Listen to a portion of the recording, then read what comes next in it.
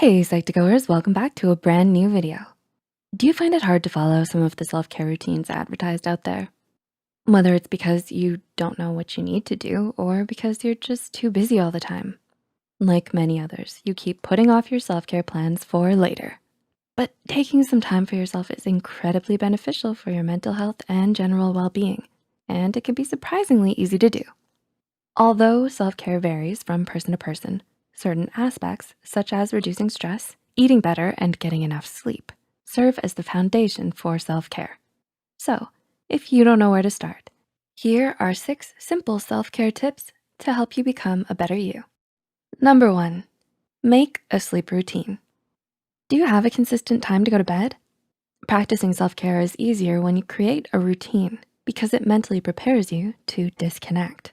And it's especially helpful when it comes to going to bed. If you find that you have trouble falling asleep, try to create a plan that prepares you for bedtime. Drinking water before bed or reading a book to wind down are some things you could try.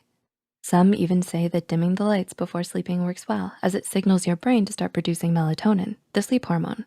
This tip works great, especially if you spend hours in front of the computer. Number 2, eat mindfully. Are you mindful of what you eat? While working out is also mentioned in self-care articles, what you put into your body is also equally important. Apart from how it affects your physical well-being, it also can play a role in your mental health. Consider the 100 million nerve cells that line your gastrointestinal tract that are in constant communication with your brain. According to an article published in 2017, inflammation of your bowels may be one of the causes of issues like stress, anxiety, and depression. Ultimately, you might wanna consider making it your goal to eat better to feel better, rather than only to look better. Number 3, create and enforce boundaries. Do you set boundaries with other people? While some may falsely believe that boundaries exist to deliberately exclude certain types of people from our life, it doesn't. Although it can end up doing that, boundaries primarily exist as a reminder that you need to take care of yourself first. They serve as guidelines for other people on how they should approach and treat you. It can also save you from a lot of emotional or mental distress and help you foster better relationships with other people. Number 4, disconnect. Are you always plugged into your computer or your phone? This may be difficult to do, especially with how much work and personal life requires you to be online all the time. But taking time to disconnect is important for your mental well-being.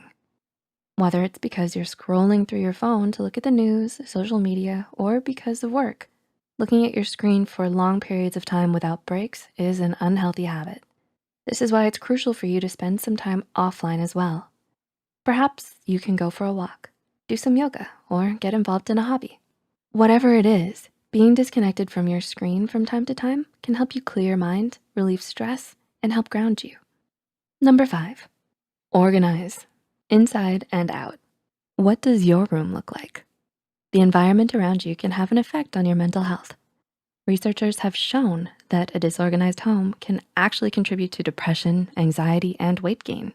So if you find yourself surrounded by a lot of clutter and mess, it may be time to start organizing the things around you. Whether it's following the ways of Marie Kondo by looking at what sparks joy, or just sorting through your things one by one, you can start to take the steps to create a more tidy and clean environment for yourself and your mental well-being. And number 6, do something you love. Are there hobbies that you love doing? When most people think about self-care, it's probably something that involves dancing around to your favorite music with a face mask on. While you might think it's cheesy, the point is that you're doing something fun.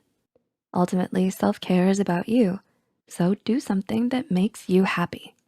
Whether it's reading a book or going for a run. As long as you're not harming yourself or other people, doing something you love and making yourself happy is essential in caring for yourself. Which tip did you find most helpful? Let us know in the comments below. If you found this video helpful, be sure to like, subscribe, and share this video with those who might benefit from it. And don't forget to hit the notification bell icon to get notified whenever Psych2Go posts a new video. The references and studies used in this video are added in the description below. Thanks for watching, and we'll see you in our next video.